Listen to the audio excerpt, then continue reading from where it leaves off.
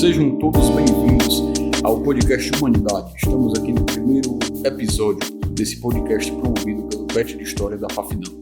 Olá, meu nome é Davi Franco, sou discente do curso de História, estou atualmente no 9º período e estou aqui compondo essa mesa do podcast. Olá, meu nome é Luana, também sou discente do curso de História, estou no 9º semestre e sou do Limoeiro do Norte. E aí, pessoal, meu nome é Robert Vânio, também sou, obviamente, estudante aqui do curso de História, faço parte aqui do PET, estou no 9º semestre e estamos aqui no nosso primeiro episódio, espero que vocês gostem aí da discussão. Meus caros, meu nome é Rômulo, estou atualmente no 7º semestre do curso de História e irei ao longo dos próximos episódios estar em algum momento junto com vocês. Meu desejo é o mesmo dos que me antecederam aqui. Bom, então, como é que vai ser aqui metodologicamente o podcast? A Luana vai começar abordando sobre essa questão, né? Inicialmente, eu vou abordar sobre os objetivos que o podcast Humanidades terá. Dentre eles está produzir e divulgar conteúdos historiográficos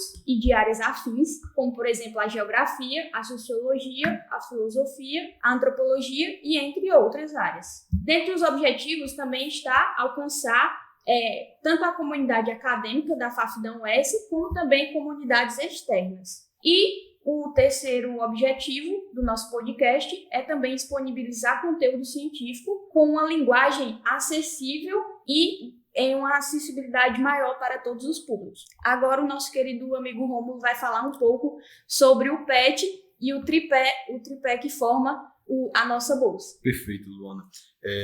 Depois da Luana passar a fala para mim, né, eu irei destacar algumas coisas que a gente pode considerar sobre o PET, né, e esse tão falado tripé dentro da academia. O PET, né, Programa de Educação Tutorial, ele atualmente tem seus 30 anos de existência, né, nesse período aí, acredito que 31 esse ano, né, o nosso PET de História da FAFINAM, né, e é embasado justamente nessas três pernas que eu vou citar aqui. Quando a gente fala desses três pés, a gente está falando de pesquisa, ensino e extensão, né?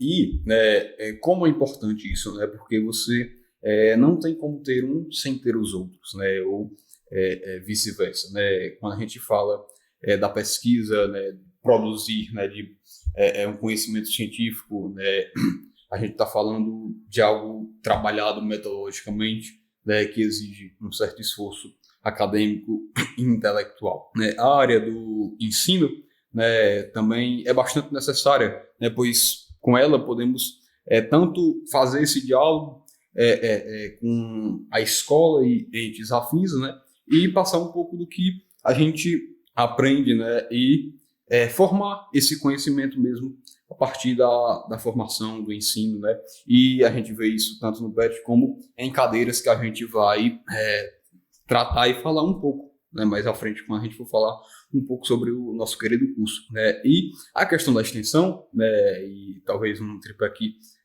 pouco do tripé seja o que seja menos falado, acredito eu, é algo que é extremamente necessário, né? Essa coisa de você ir até a sociedade, de você se comunicar, você usar aqui um bordão muito falado, né? E até às vezes inspirado de sentido, trespassar os muros da universidade. Que, inclusive, é o objetivo aqui desse podcast, né? Exato. Eu acho que é uma das coisas que a gente menos faz na faculdade, assim, a gente tenta fazer, mas é uma das coisas que fica mais de lado, assim, essa parte da gente levar o conteúdo da universidade para além da universidade, Isso. para além dos muros aqui da universidade. E assim, a gente entender também que essa coisa do tripé entre ensino, pesquisa e extensão não é uma coisa dada, né? É uma coisa que é construída aqui dentro da faculdade. E é uma discussão que se tem muito aqui, pelo menos eu já vi alguns alunos da FAFINAM fazendo, sobre a necessidade da pesquisa, a necessidade de você fazer uma monografia para se formar aqui no curso, já que o curso estaria formando professores e não pesquisadores,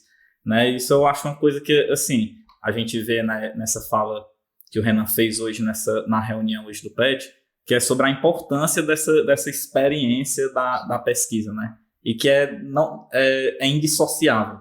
É como fala-se nos fundamentos do PET, na indissociabilidade entre a pesquisa, o ensino e a extensão. Porque é muito difícil você dar uma aula, você conseguir construir o projeto de uma aula quando você não tem a experiência da pesquisa, de ir atrás, de procurar as fontes primárias que você vai usar na aula, as fontes secundárias, como tratar essas fontes, como levar elas em uma linguagem mais acessível para os alunos, como você ser como você ser um professor que está ali no ensino, mas que tem um comprometimento com a verdade, que tem um comprometimento com a pesquisa, né? Então é uma indissociabilidade assim que a gente pode falar que a gente tenta construir, né? Que não é algo dado das universidades. E algo, né, que é meio que funcional também, né? Porque, como eu acabei de dizer, né, e o Davi reforçando sua fala, né, se você tem um tripé, uma parte desse tripé que está pendente, né, os outros dois pés ali vão ficar um pouco soltos também, né? Então, é muito complicado você ser um bom professor, né, sem ter a questão da pesquisa, assim como se você não se comunicar muito bem com a sociedade, ou pelo menos tentar fazê-lo, vai ficar uma coisa meio que perdida, sem, digamos assim, uma função social para aquilo.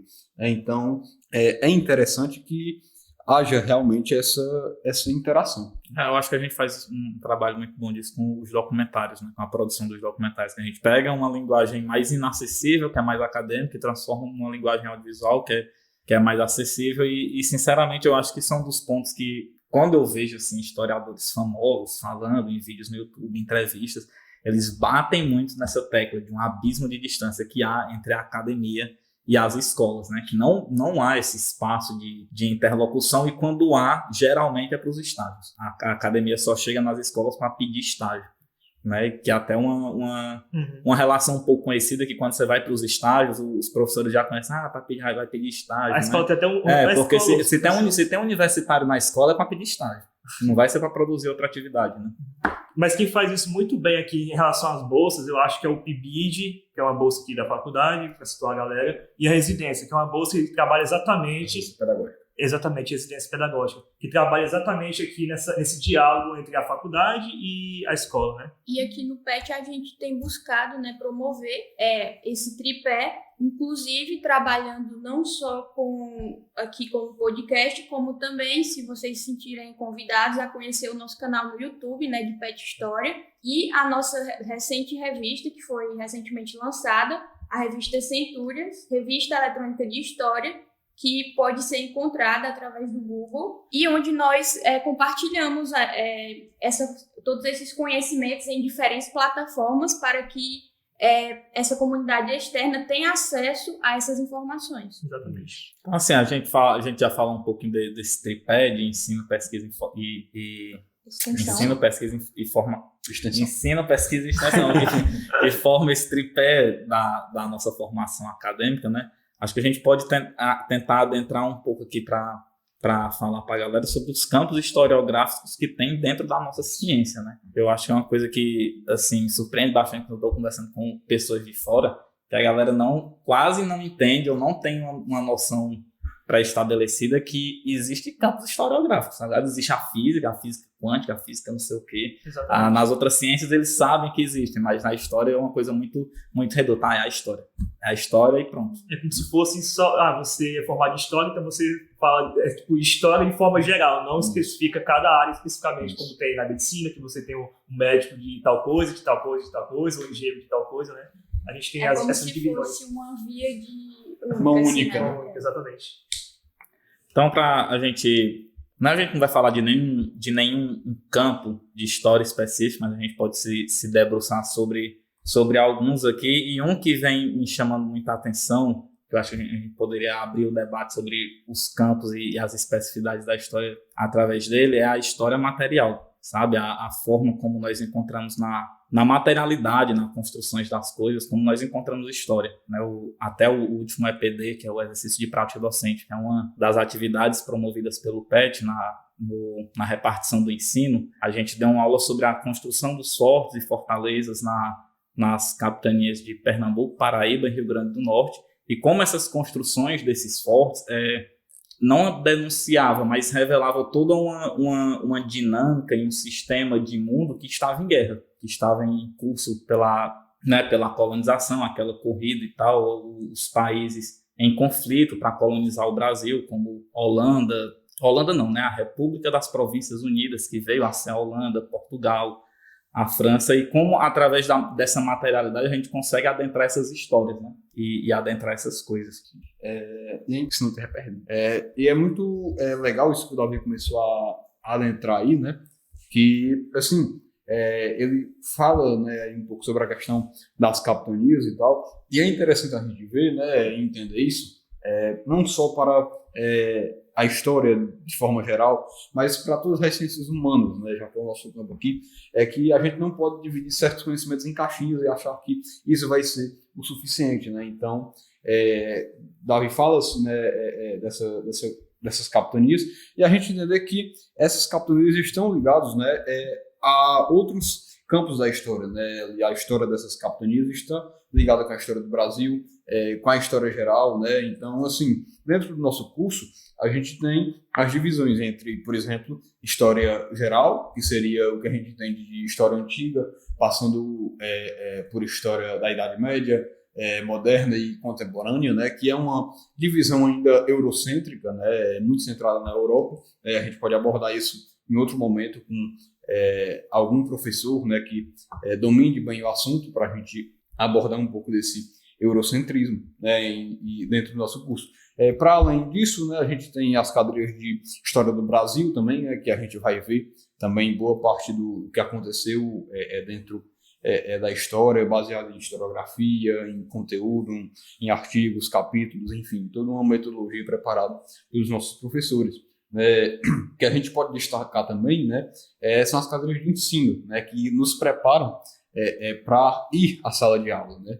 A gente acabou de falar dos estágios, né, a gente pode voltar um pouco e retroceder para falar dos semestres iniciais sobre as cadeiras de didática da história, metodologia do ensino de história, que nos ajudam nessa formação, né, além, né, das famosas cadeiras de teoria, né, metodologia e prática da pesquisa, né? A gente vê um pouco sobre introdução aos estudos históricos, depois a gente passa para a cadeira de teoria da história parte 1, teoria da história parte 2, até chegar nas cadeiras de metodologia e prática da pesquisa, né, que nos forma enquanto historiadores também, né, para além da função de professor, né, e que adentra esse campo do tripé que a gente acabou de falar. Eu digo que é no momento da pesquisa que a gente se forma realmente enquanto historiador.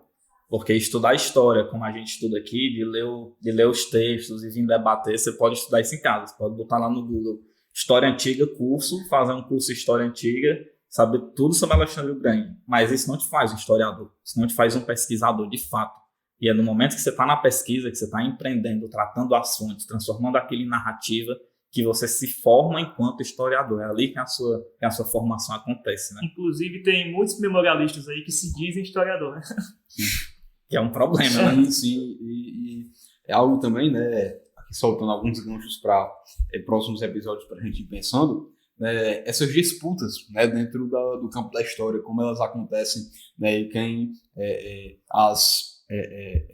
querem para si, né, os grupos, enfim, porque a gente tem que entender também a história como um campo em disputa, tá? E não queremos nos aprofundar muito aqui por ser um episódio primeiro, né? Um episódio de apresentação, exatamente. Então, fica um pouco dessa reflexão, né? A história não é de agora, né? Isso a gente pode falar desde a formação das ciências lá no 19, na Idade Moderna e tal.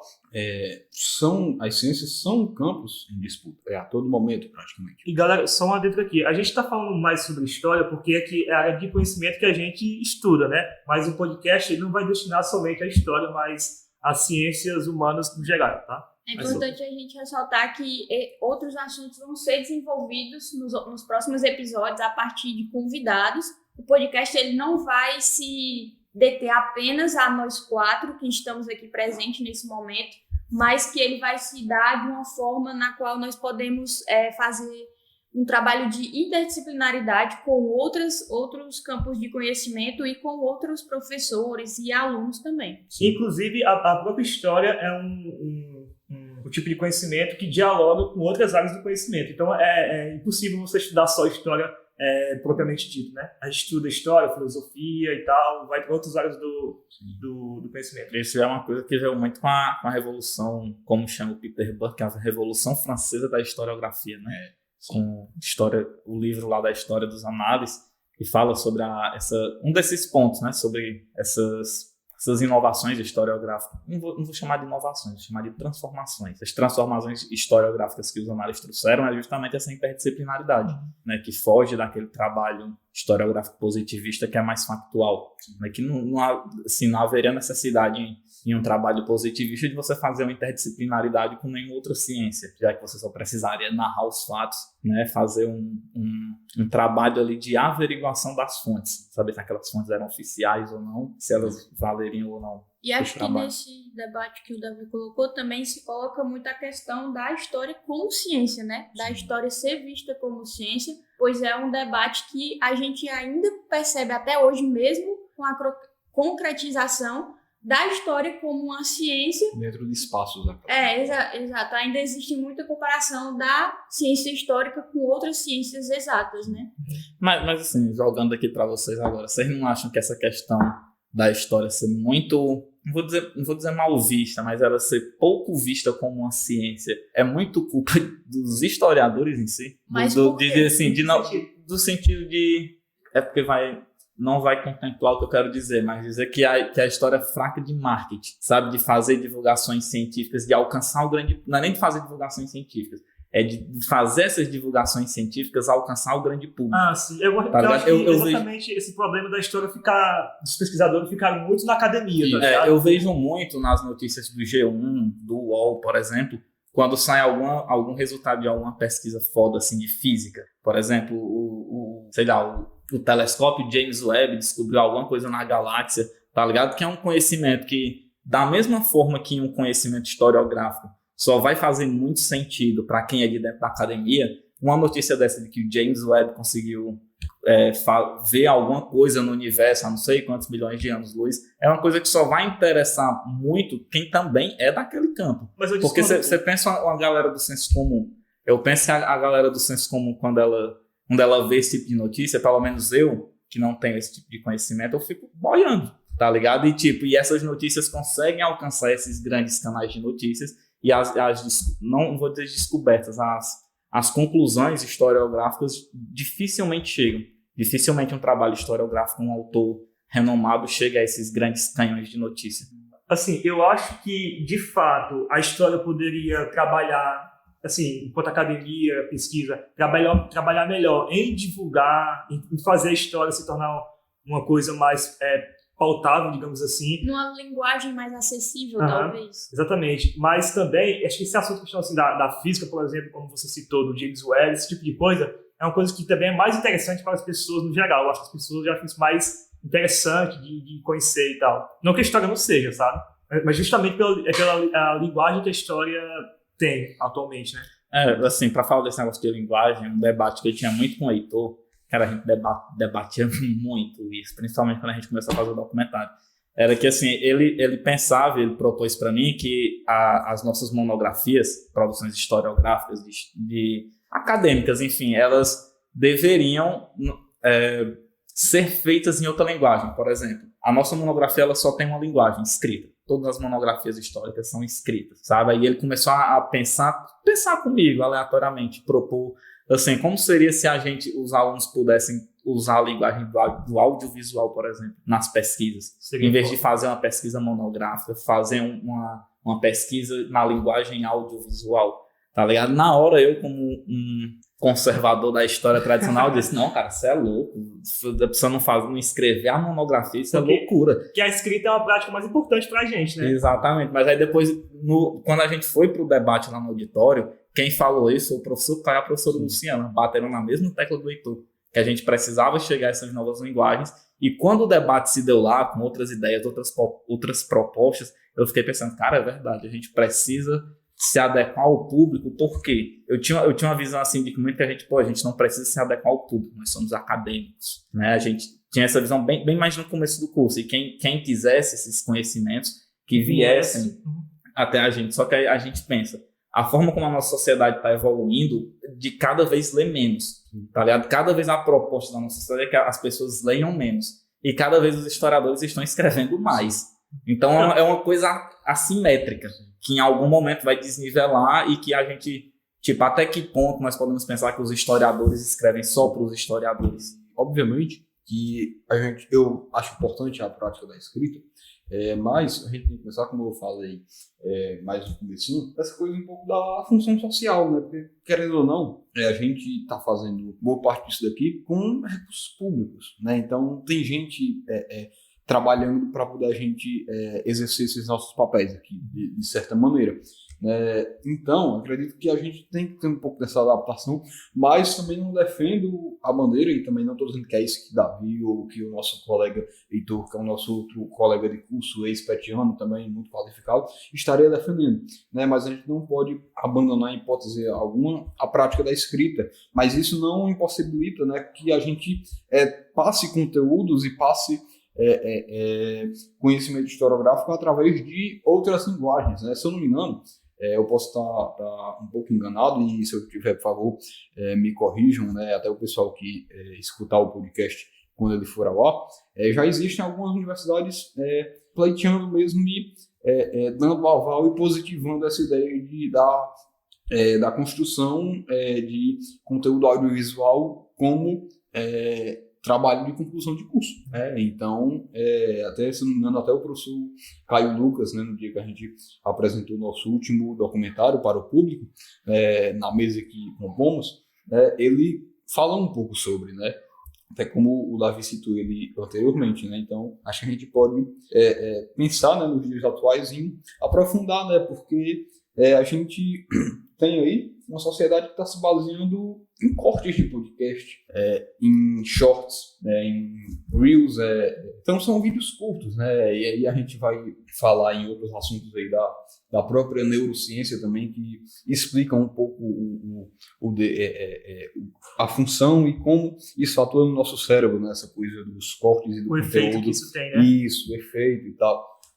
A neurociência consegue nos explicar com bastante aptidão isso, Então, acho que a gente, enquanto historiador, na minha visão, pode um pouco traçar um pouco desses dois caminhos, Porque, de fato, a gente tem que buscar tanto essa conciliação com quem está ali nos ajudando a manter nosso trabalho e tal, com seus impostos e tudo mais, mas também não deixar de lado a prática da escrita e o registro da forma escrita dos nossos trabalhos, sabe? Até porque, assim, eu concordo muito com o que o Mark Bloch falava, que ele fala que o historiador tem que saber conversar com os acadêmicos e saber conversar com as pessoas que não são acadêmicos. Porque se você só, aquilo que eu disse, se você só escreve para historiadores, até que ponto o trabalho vai estar tendo uma função social de devolver em alguma parte algo para a sociedade, algum conhecimento produzido para a sociedade, Mas aí também eu trago a problemática que até que ponto nós vamos ter que nos moldar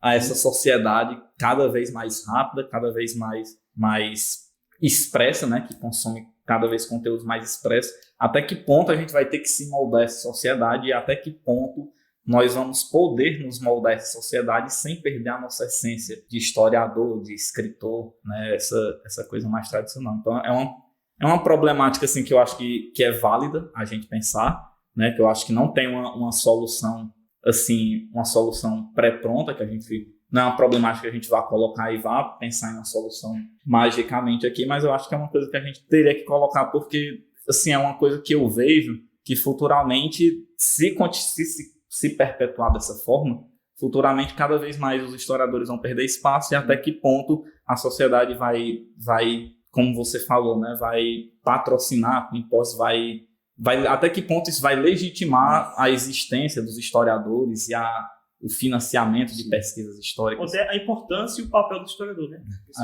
Eu acho que essa problemática também recai sobre a questão da metodologia, que a gente utiliza. Qual seria a metodologia utilizada nessas novas formas de produção?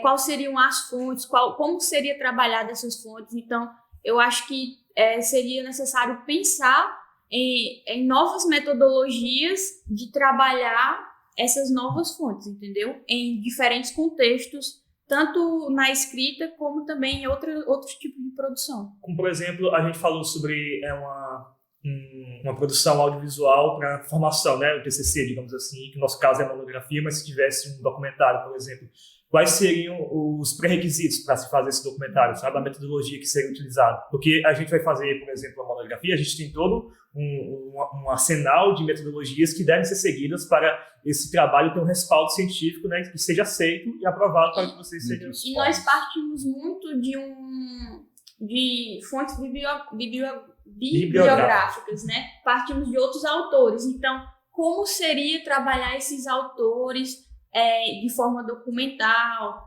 e que pudesse realmente colaborar com essas novas formas de produção? Então, não é só propor isso, mas também pensar como fazer isso. Sim. Mais importante, na realidade. Você jogar o ar é muito fácil. Né? Porque existem muitas formas de produções, só que muitas vezes elas não têm nenhum tipo de embasamento sólido, né? Não é trabalhado a partir de fontes concretas e confiáveis. Aí você pode dar aquela solução, né? Não, então o aluno faz a monografia e depois transforma ela em vídeo documentário.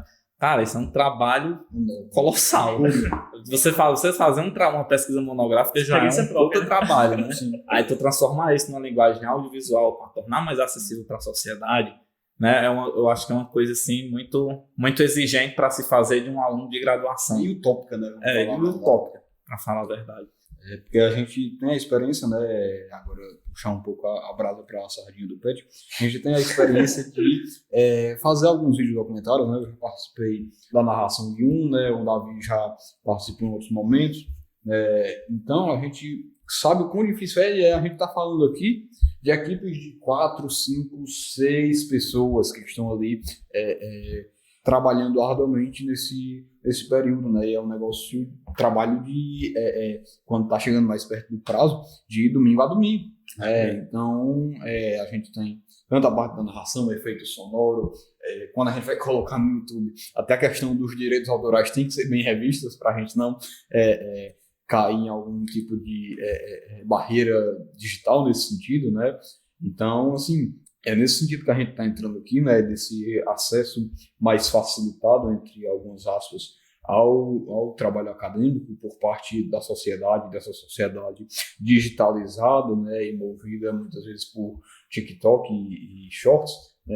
Então, a gente tem que ter cuidado um pouco, né, do que a gente tá buscando para nós. Né? Porque assim, para mim, quando a gente fala desse assunto assim de transformar uma linguagem audiovisual, cara, assim, sinceramente, me soa como se fosse algo que fosse perder não a credibilidade, mas o que fundamenta uma pesquisa enquanto científica. E quando você vai transformar isso para uma linguagem audiovisual, pelo menos quando assim, eu escuto a proposta de transformar isso para uma linguagem audiovisual, me parece que você vai tirar o que fundamentalmente torna aquela coisa científica. Né? Você foge, você transformar uma linguagem para audiovisual, mas você foge da proposta da própria pesquisa. Você vê ali a empiria, a forma como aquele cidadão tratou aquela fonte, como ele fez aquelas perguntas.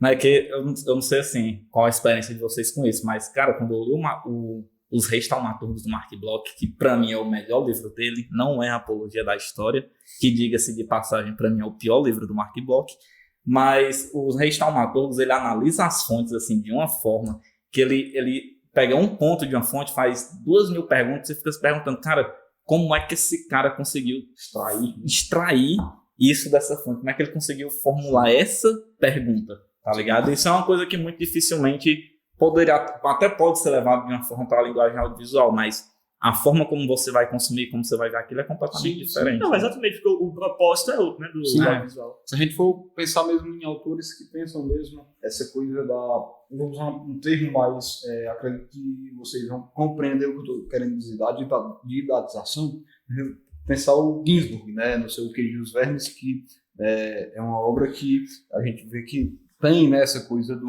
meio romanesca no sentido de ser mais acessível para um público geral, né, tanto que no prefácio da edição da Companhia das Letras, né, com a edição bonitinha, Companhia do Bolso, o Ginsburg, se eu não me engano, diz mais ou menos assim: deixarei as notas de rodapé para o final do livro para que a leitura do público mais leigo não seja atrapalhada. né? Então, um livro mais historiográfico ali para os pares, né? Aquilo seria meio que impensável, né? Do modelo que a gente segue hoje, né? As notas viriam logo em seguida, né? Então, é uma questão a se pensar muito. E mesmo assim, quando a gente fala dessa problemática de tornar os trabalhos acadêmicos mais acessíveis, mesmo quando a gente não vai partir para a linguagem audiovisual, dentro da própria linguagem escrita, um trabalho como, por exemplo, o que a Djamila fez num pequeno manual antirracista. Cara, o que tem de gente que eu já escutei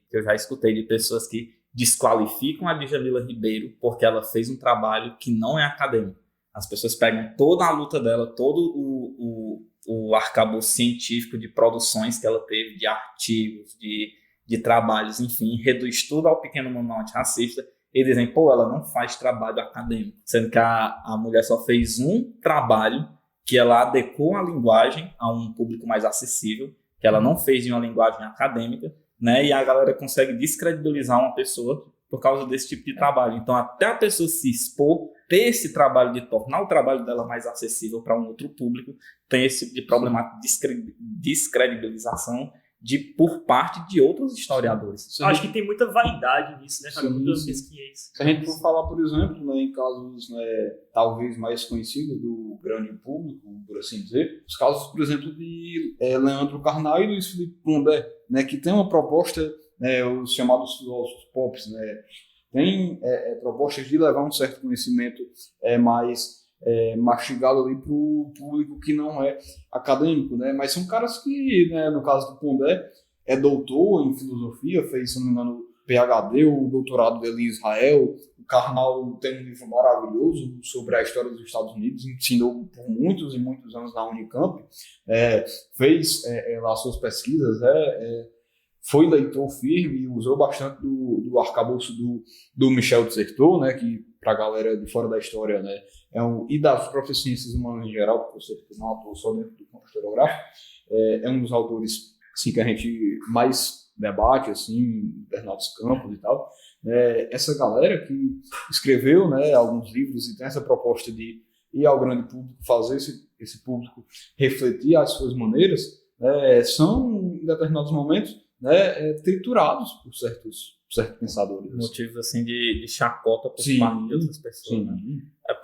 Eu não sei, cara. Não sei ao que a gente poderia atribuir isso. Não sei se já existe uma distância tão estabelecida entre a academia e o público, que quando você vê alguém da academia no público, que está trabalhando com o público geral, a galera pensa que que essa pessoa em si não é da academia, ou que é desqualificada para estar na academia, por isso está no público. É quase que como uma coisa não pudesse... tem que ser separada. Como se um historiador tiver Instagram, postar coisas no Instagram, fizer conteúdo pro Instagram, ou tiver um canal no YouTube, pô, esse cara não é acadêmico, esse cara é youtuber. A ideia uma ideia bem popular, assim, de certa forma, a ideia da Torre de Marfim, né, que alguns historiadores, historiadores não, né, para não ficar só batendo nos nossos colegas, mas pensadores em geral mesmo, às vezes querem se colocar, cara. E a gente vai apanhar, né? Veremos aí. Estou aberto ao debate. Quem é com respeito será recebido da mesma forma. Será convidado.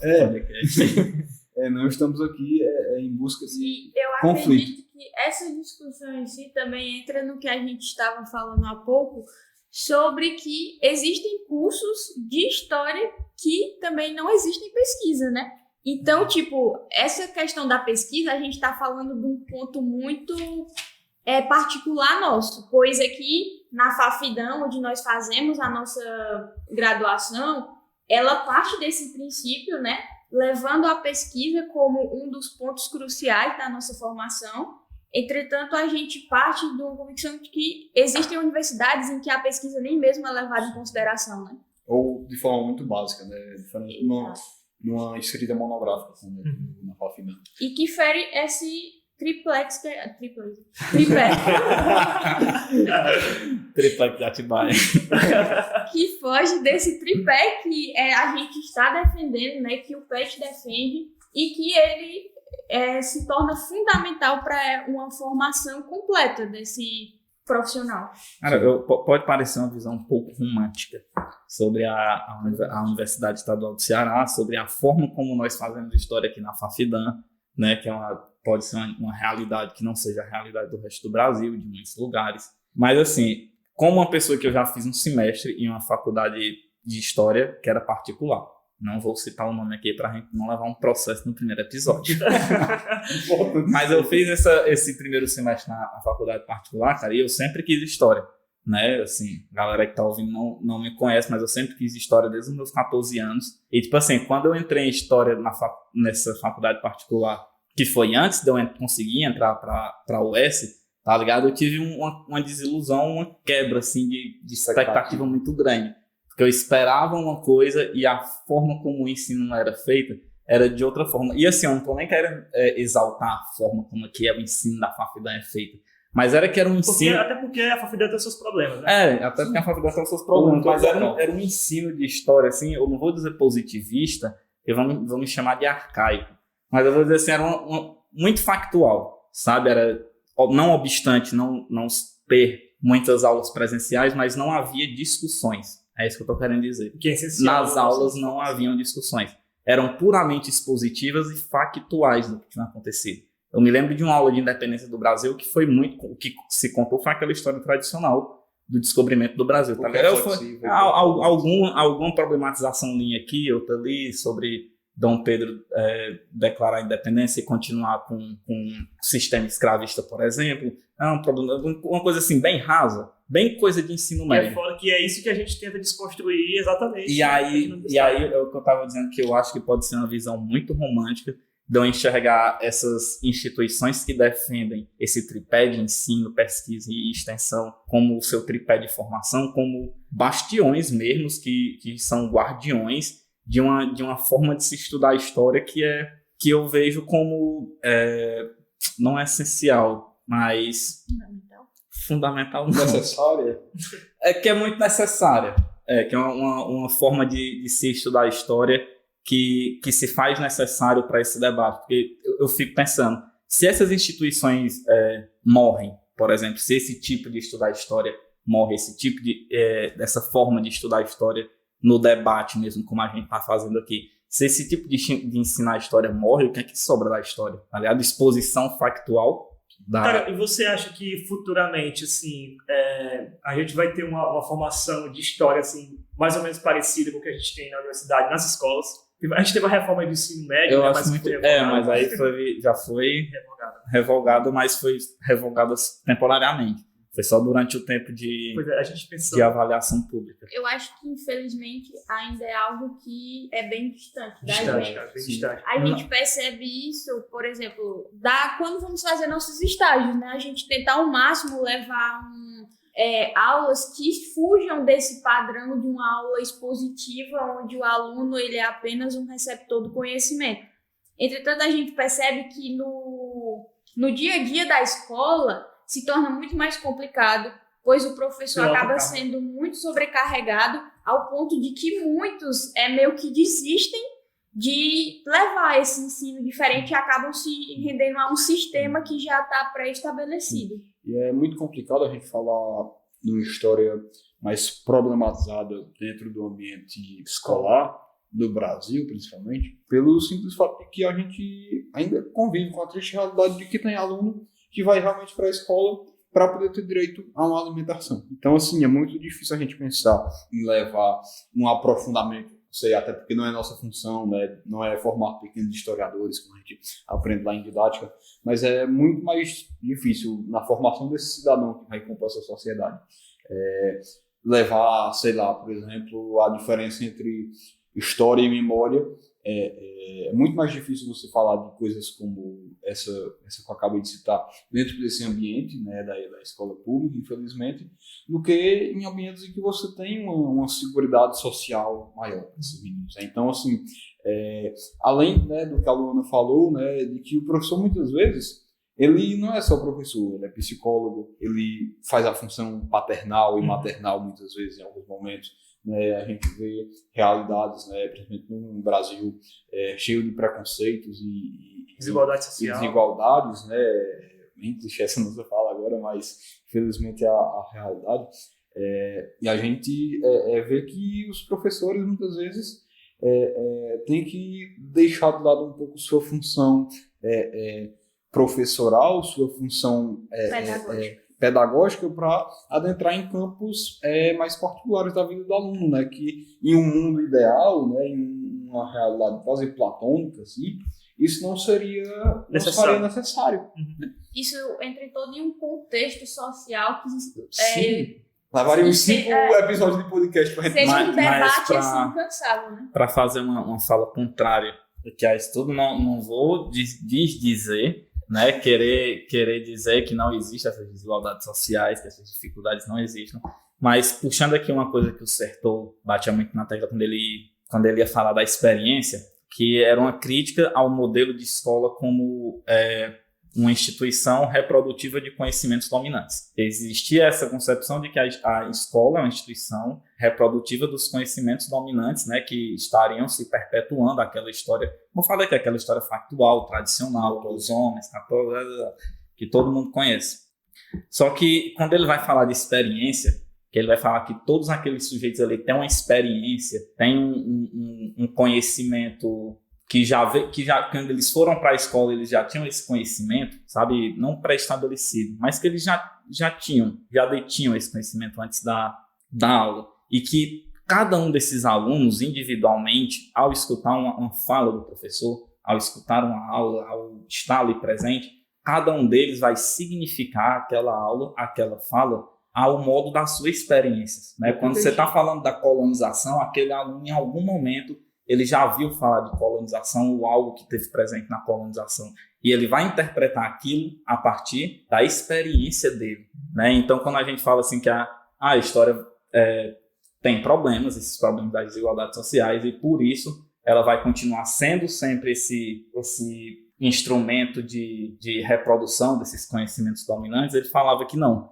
Ele falava que, na verdade, cada um dessas pessoas tem essas experiências e que iriam significar a partir dessas experiências, e que... Peraí, agora eu não perdi essa pessoa aí.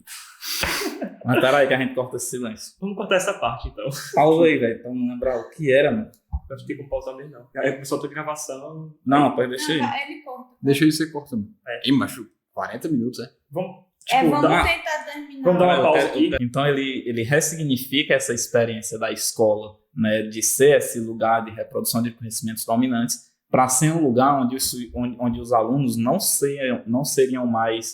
eram receptáculos, como a Luana falou, né, receptáculos passivos do conhecimento, mas que eles estariam em contato e estariam ali atuando, né, através das suas memórias, da sua consciência histórica, estaria atuando, gerando tensões com aquele conhecimento, com aquele conteúdo que está sendo debatido, né? Então, através da experiência, o Sertor, ele traz o aluno, tira o aluno desse espaço de ser um receptáculo passivo na atividade da aprendizagem, para trazer ele para esse lugar ativo, onde ele está constantemente ali naquele debate, ressignificando aquilo que está sendo debatido através da sua experiência, através de tudo que ele já viveu, da sua consciência histórica, para produzir um novo conhecimento. Então, quando um aluno aprende o que um professor explicou, ele não aprende o que o professor ensinou exatamente. Ele aprende de uma maneira diferente. Não sei se eu fui bem claro com o que eu quis dizer agora. Mas é muito sobre fazer aquilo ter sentido para o aluno, né? Que eu acho que é muito que falta assim, na escola. Sobre, tipo, para que serve isso que eu estou estudando, sabe? Para que eu estou estudando aqui a Revolução Francesa, a Revolução Industrial, ou colonização? O que isso tem a ver com a minha vida atualmente, sabe? Era justamente essa a minha conclusão dessa fala, né? Que por mais que tenham todos esses problemas no ensino de história do Brasil, a questão que a gente tem que se apegar mais é essa. Entender os nossos alunos como ativos na construção do conhecimento. Que eles fazem parte da história. Que eles fazem parte da história e que eles fazem parte daquela construção do conhecimento ali mesmo, tá ligado? Eu não sei pra você, mas pra mim é muito chato quando eu vou pra uma aula e fica só o professor falando e eu não tenho entendimento daquela discussão. Sabe que eu não tô presente. Né? Parece que você não tá presente, parece que aquilo ali não te entra. Não faz sentido para um aluno, né? Então, sim, pessoal. É importante a gente frisar também que esse debate inicial é mais algumas inquietações, né, que a gente trouxe e que mais bem espontâneas também. Sim, cabeça. Não houve realmente assim um amplo preparo, né? Preparo. A gente trouxe mais realmente inquietações que a gente pensou que seria interessante iniciar o nosso podcast, e também fica aberto, né? Estamos abertos para debate, para que vocês tragam outros comentários, e o Robert Vânio vai fazer uma conclusão aí falando um pouco sobre o que virá em seguida, né? Pronto, então. Pessoal, esse aqui foi o nosso primeiro episódio. Eu espero que vocês tenham gostado aqui do podcast. Como a Luna já falou, a gente não fundamentou muito assim, o que a gente ia falar, sabe? Um assunto específico. A gente foi só falando a partir das experiências que a gente já teve aqui na graduação. E ao longo dos episódios a gente vai debater sobre assuntos específicos, sabe? Com convidados mais capacitados do que a gente, digamos assim, para falar sobre os assuntos. E com um preparo maior da nossa parte também. Da nossa parte também, discussões de textos e tal. É importante também a gente frisar que a gente vai compartilhar com vocês os textos que a gente vai utilizar. Então, caso vocês assistam o episódio e sintam aprofundar a discussão, né? Tiver alguma curiosidade, a gente vai disponibilizar os textos que a gente vai discutir, e é isso. Então, ao longo dos episódios aqui que a gente vai ter os convidados, a gente vai fazer dessa forma, metodologicamente falando, não só convidados de história, mas de outras áreas do conhecimento, como já falamos aqui no início do podcast. Eu acho que podemos encerrar, né? Acho que sim. Desde já, pessoal, muitíssimo obrigado por todos aqueles que irão acompanhar, né? Seja você aí um integrante de Terras Farfidenses ou de outras instituições, ou mesmo alguém que está de fora, apenas um curioso também, que é interessante, né? Muito bom essas interações, né? Então, muitíssimo obrigado desde já pela companhia de vocês durante esses episódios. É isso aí, valeu, até mais.